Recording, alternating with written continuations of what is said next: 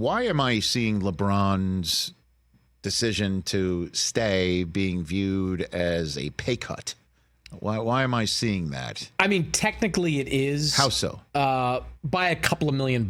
Really, it's a bookkeeping pay cut, right? Like the Lakers, because there are multiple tax aprons under this new collective bargaining agreement, and when you cross a certain tax apron, it becomes significantly more difficult to do deals. Yes. So not only does it cost you a little bit more money, it shrinks your ability to reshape your roster. So LeBron, in taking a couple of $1 million less over the lifetime of this deal, keeps that Laker team under the first apron, which allows them to potentially make deals during the season. So he is giving the Lakers a little bit of wiggle room by giving a little bit of money back. So he's giving a little bit of money back and the ability for some wiggle room. What are they going to do with this wiggle room? It's hard to say because, look, the dust has largely settled on most of the deals in the NBA. When I talk to league executives now, the name that comes up most often is Lauri Markkanen in Utah. The Jazz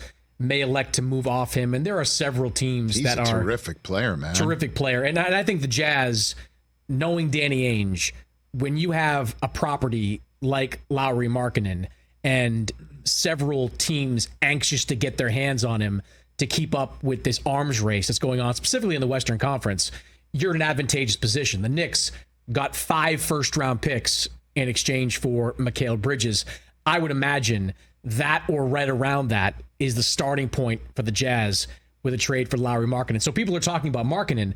Markkanen has nothing to do with the Lakers. The Lakers are not getting a player of that caliber. What could happen is, mid-season, players break free, circumstances change, and the Lakers now have a little bit of flexibility in terms of what they can do according to the collective bargaining agreement with some of their draft capital and with some of their movable contracts that they could make a deal around midseason. So the Laker team, as currently constructed, heading to the thick of the summer season, this is the Laker team we're going to see for J.J. Redick in November? I think it is October. What it is, Rich. I think, look, they were clearly more determined than most thought to not trade their draft picks. And if they were going to trade their draft picks, it had better be for an elite player, a guy that could fit their mold long and short term. Like DeJounte Murray was someone that a lot of people around the league expected the Lakers to make a run at. They really didn't do that. They did make a run to try to sign Klay Thompson in the offseason. Klay elected to go to a team that was more championship ready in the Mavericks.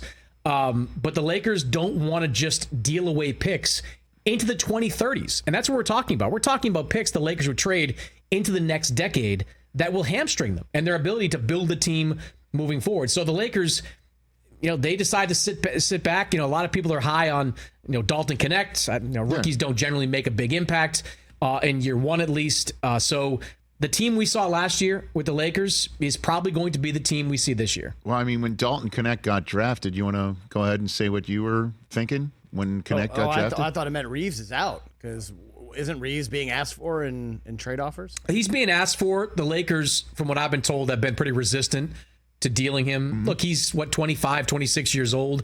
He's a part of their long-term future as well. And the Lakers just don't want to sacrifice that just to get, maximize 1 or 2 more years of LeBron James. They'll do that if it means getting back an elite player, but not a Zach LaVine, not a DeJounte Murray. They need more than what they would just consider, I think, a lateral move. So look, what I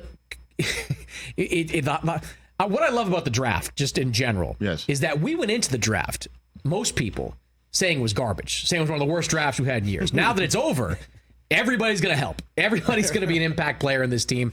I think Connect is obviously a shooter. The fact that he's 22, 23 years old means he's more likely to be ready to play right away. But when guys fall that far, you start asking around, people are pointing to his defense and saying, how much can you play him if he's not going to be a strong defender? That's where he's going to have to prove himself. I think his offense is going to be pretty good right away. But if he can't defend and you're putting him out there with D'Angelo Russell and some other guys that aren't elite defenders, as a team, you're going to run into problems. Chris Mannix, Sports Illustrated, here on The Rich Eisen Show. Catch The Rich Eisen Show every single day on the Roku channel, 12 to 3 Eastern, for free.